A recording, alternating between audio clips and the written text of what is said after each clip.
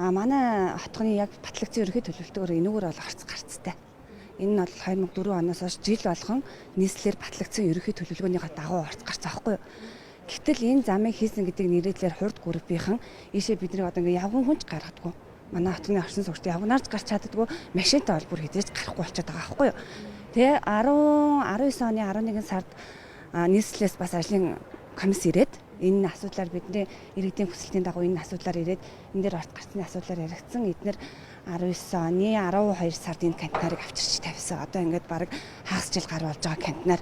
За ингээд явган хүнч гаргадгүй, машинч гаргадгүй. Одоо ингээд энэ бол ер нь бол энэ чинь нийтийн эзэмшлийн зам шүү дээ. Нийтийн эзэмшлийн зам дээр ингээд контейнер тавьчихна. Ингээд явган хүмүүс оршин суугчид маань өөрсдөө энэгээр гарах гад ингээд хашаа ингээд гараад ирэхэд ирээд ингээд арамтуур баглаад боогоо хайчихна.